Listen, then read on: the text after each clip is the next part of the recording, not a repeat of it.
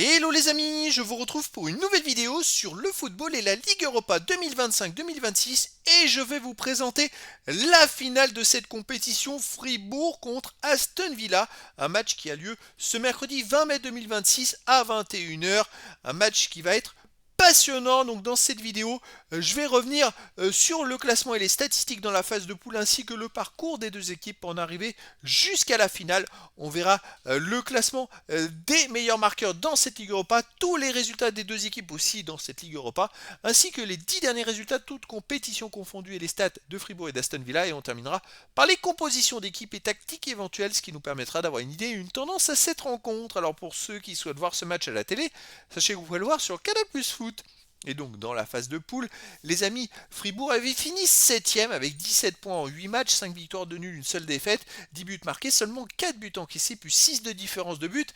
C'était une bonne phase de poule, ils prenaient un but tous les 2 matchs, une équipe solide, vous voyez, dans les résultats de phase de poule, qui a fini dans les 8 premiers et donc qui a pu se qualifier directement pour les 8e de finale. Aston Villa de son côté, c'était même mieux, ils ont fini deuxième avec 21 points en 8 matchs, 7 victoires, aucun nul, une seule défaite, 14 buts marqués, 6 buts encaissés, plus 8 de différence de but. Ils ont été deuxième juste au goal average derrière Lyon, et qui malheureusement a perdu depuis longtemps dans cette compétition. Au niveau des résultats, alors Fribourg, dans la phase de poule, ils ont battu UFC Bâle 2-1, ils ont fait un partout à Bologne, ils ont battu le FC Utrecht 2-0, ils ont gagné 3-1 à Nice, puis 0-0 à Viktoria Pilsen avant de battre le RB Salzbourg 1-0 et le Maccabi Tel Aviv 1-0. Ils ont perdu le dernier match à Lille 1-0. En huitième de finale, ils ont perdu au Racing Genk 1-0 avant de gagner 5-1 le match retour. En quart de finale, ils ont battu le Celta Vigo 3-0 et 3-1 à l'extérieur. Et en demi-finale, ils ont perdu 2-1 à Braga avant de gagner 3-1 le match retour à domicile.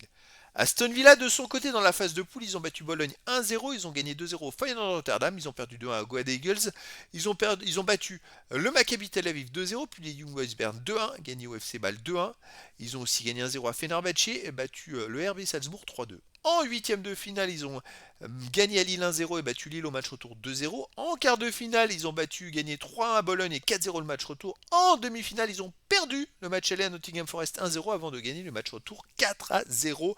Bon, c'est le favori dans cette finale, mais voilà, dans le foot, tout est possible. Au niveau des meilleurs marqueurs dans cette compétition, alors côté Aston Villa, pardon, en cinquième position ex aequo, il y a McGinn et Watkins d'Aston Villa avec 5 buts, ainsi que Griffo de Fribourg avec 5 buts. Et un peu plus loin, on a aussi en 12e position ex aequo Suzuki de Fribourg avec 4 buts, et puis encore plus loin, en 3e position ex aequo Buendia d'Aston Villa avec 3 buts.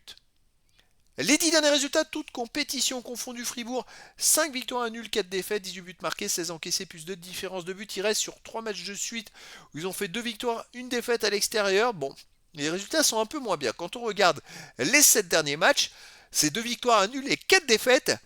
Alors c'est vrai qu'ils ont perdu à un moment 3 matchs de suite, ils ont perdu la Coupe d'Allemagne en demi-finale, ils ont perdu aussi donc le match aller à Braga. Mais là, voilà, ils sont prêts pour cette finale. Ce week-end, ils ont gagné 4-1 contre le RB Leipzig. Donc je pense qu'ils sont très bien préparés. Aston Villa, de son côté, sur les 10 derniers matchs, c'est 5 victoires de nul, 3 défaites, 23 buts marqués, 13 encaissés, plus 10 de différence de but. C'est un peu pareil. Ils ont connu aussi un petit trou de 3 matchs perdus de suite, où ça incluait le match perdu à Nottingham Forest, un peu comme Fribourg, hein, au même moment, on va dire. Sauf qu'au retour, ils ont gagné 4-0 à Aston Villa et ce week-end, ils ont gagné 4-2 contre Liverpool.